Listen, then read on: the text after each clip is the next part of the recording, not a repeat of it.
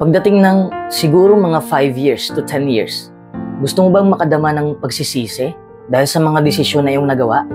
Siyempre, ayaw natin ng ganong feeling. Kung gusto mong mamuhay ng walang pinagsisisihan, panoorin mo ang video ito hanggang sa matapos. Number 1. Maling tagumpay ang hinangad mo. Anong ibig sabihin ng pagiging matagumpay sa buhay? Itanong mo yan sa mga tao at makikita mong iba-iba ang sagot nila. Para sa marami, ang tagumpay ay ang pag-asenso sa kabuhayan o pagkakaroon ng magandang propesyon o edukasyon. Sinusukat naman ito ng iba ayon sa husay nilang makisama sa kanilang mga kapamilya, kaibigan o katrabaho. Iba-iba kasi tayo ng kahulugan na ibinigay dito. Para sa'yo, ano ba ang tagumpay? Paano mo masabing matagumpay ka na? Kasi kung maling tagumpay ang sinundan mo sa buhay, hindi ka magiging masaya kapag naabot mo na ito. Nahuhulma kasi tayo ng lipunan. Pinapakita sa TV, sa social media, sa magazine, na ang tagumpay ay pagkakaroon ng maraming pera. Para sa akin, ang importante ay kung itinuturing tayo ng Diyos na matagumpay. Yamang nakasalalay sa pagsang-ayon niya ang kaligtasan natin. Pero ang ginawang sukatan ng tagumpay ngayon sa lipunan ay hindi lang pera.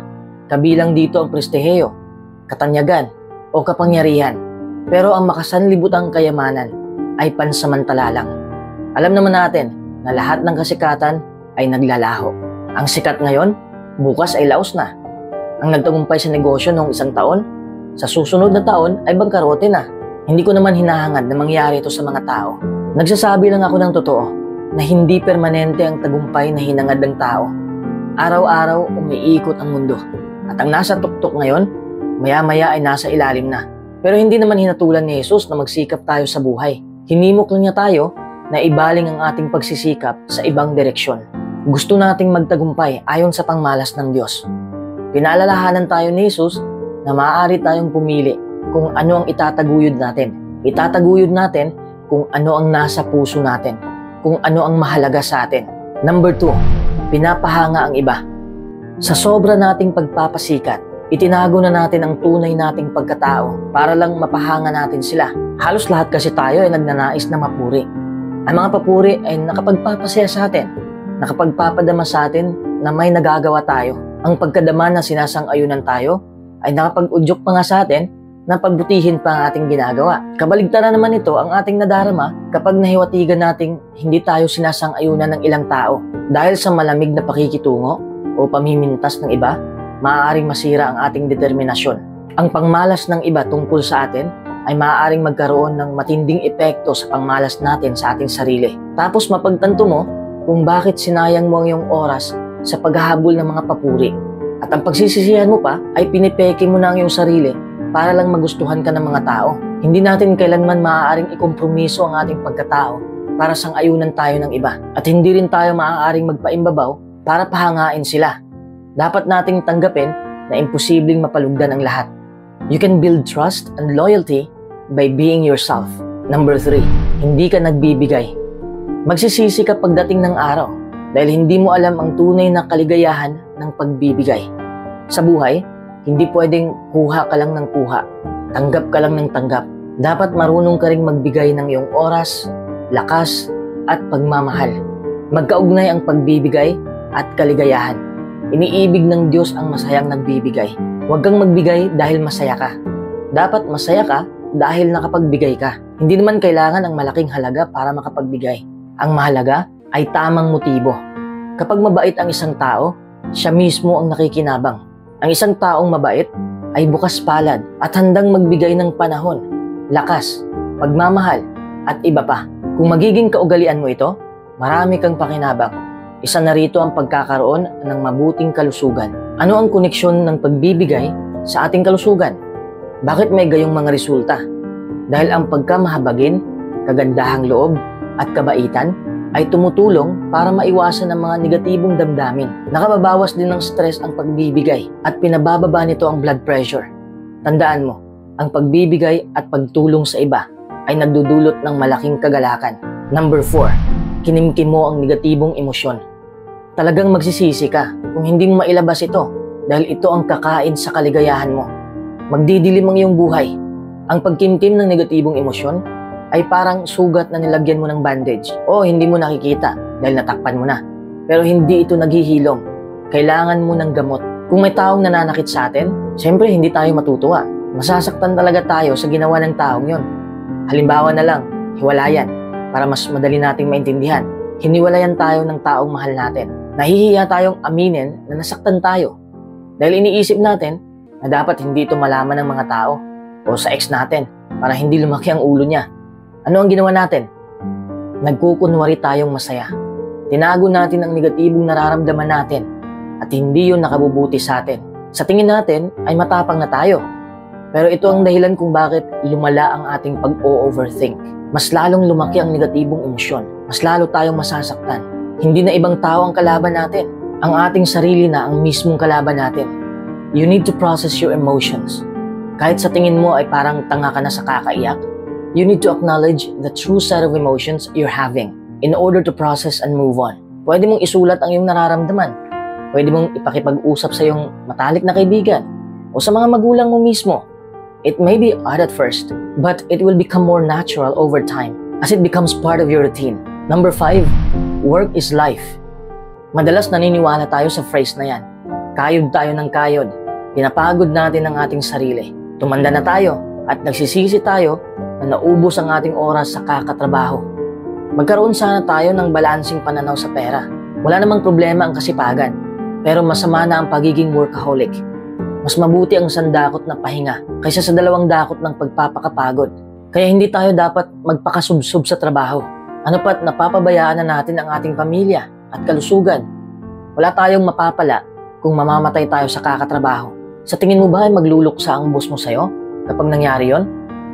Siguro, pero hindi siya magpo-focus sa'yo. Mapapalitan ka niya kaagad. Totoo na ang kasipagan sa trabaho ay aakay sa pagkadama ng kasiyahan. At kapag napasulong mo ang iyong kasanayan, lalo kang magiging masaya sa iyong trabaho. Pero maging balanse. Masiyahan sa pagpapahinga at pagre-relax. Mas kasiya-siya ito pagkatapos nating magtrabahong mabuti. Number 6, hindi mo tinupad ang pangarap mo. Tayong lahat ay may pangarap sa buhay. Kapag hindi natin tinupad yun, magsisisi tayo sa huli. Kapag tumanda na tayo, palagi nating maiisip, paano kung ginawa ko yon? Ang masakit, wala nang panahon para gawin yon. Ang nakakatuwa sa pagsunod sa pangarap natin ay may madiskubre tayong mga bagay na hindi natin inaasahan. Katulad ko, isa lang naman ang gusto ko sa buhay eh. Maging article writer lang ako. Ayos na sa akin. Tapos biglang naging vlogger na ako. Tapos nagsusulat na rin ako sa blog site ko. At may munting negosyo na rin. Hindi ko inaasahan na mangyari to. Pero prangka lang, hindi lahat ng pangarap natin ay matutupad. But sometimes, that's a good thing. You learn something about yourself and be happier because of it. You might even discover a new dream in the process. Kapag hindi natin sinunod ang pangarap natin, wala tayong matutunang bagong bagay. Hindi tayo matuto ng bagong strategy o skills. Hindi tayo mag-mature sa buhay. Huwag kang matakot magkamali. This is how you learn. If you're following your dreams, you'll have an easy time finding inspiration to get up and keep going. You'll feel like your life is complete. You'll feel inner peace when everything fits together. That's why people follow their dreams.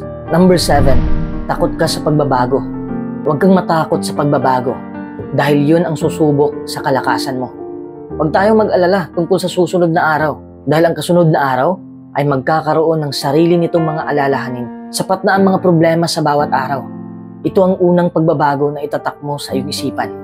Yakapin mo ang pagbabago dahil lahat ay magbabago sa ayaw mo at sa gusto. You can pretend you can avoid it, but you're only lying to yourself.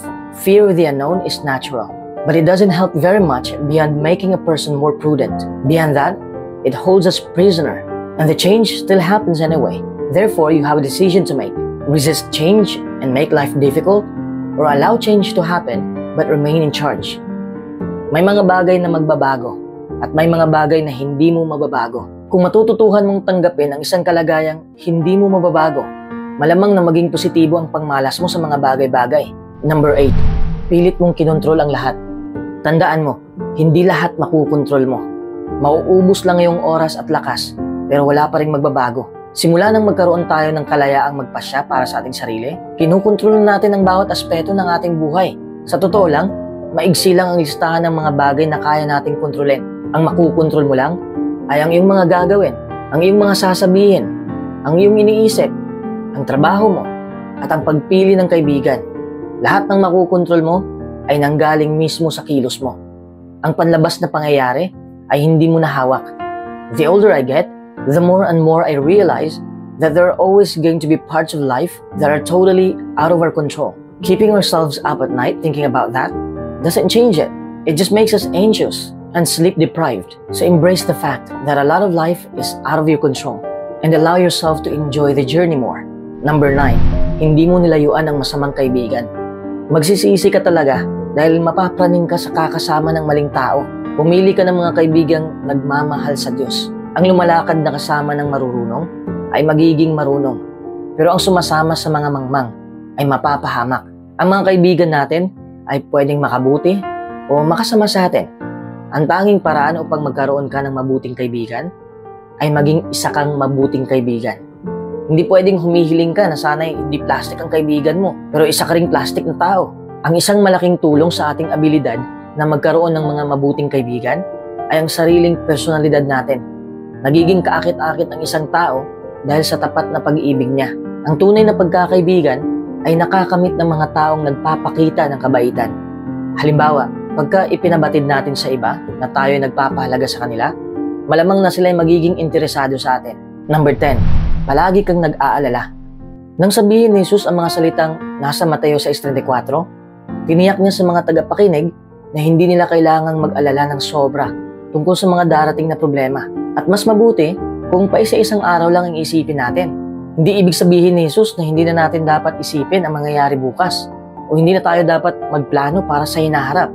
Tinutulungan lang niya tayong huwag masyadong mag-alala o mamroblema tungkol sa posibleng mangyari sa hinaharap. Hindi na kasi tayo magiging masaya kapag inuunahan natin ang pangyayari at hindi tayo makakapag-focus sa dapat nating gawin ngayon. Hindi rin naman natin malulutas ang mga darating na problema kung puproblemahin natin yun ngayon. At kadalasan, hindi naman nangyayari ang pinoproblema natin. O hindi naman kasing sama ng iniisip natin ang talagang nangyayari. Ang sobrang pag-aalala ay hindi makakapagpaganda o makakapagpahaba ng buhay natin. Sinabi rin niya na kung uunahin natin ang Diyos sa buhay natin, hindi na natin kailangan na masyadong mag-alala tungkol sa mangyayari sa mga susunod na araw. Hindi pinapabayaan ng Diyos ang mga halaman at hayop. Kaya siguradong hindi rin niya papabayaan ang mga naglilingkod sa Kanya. Pero tama na ang pagsisisi. Lahat ng mga nagawa nating mali ay hindi na natin mababago. Nagdaan ang lahat. And in fact, there's some good in every one of these bad decisions too. If we choose to see it. Tayo mga taong di perpekto. We do good things. We make mistakes. We give back. We are selfish. We are honest. And sometimes we lie. Kahit pinagsikapan natin ang lahat, magkakamali pa rin tayo. Once we embrace this and get comfortable with our humanness, making a bad decision tends to conflict a lot less with our new vision of ourselves.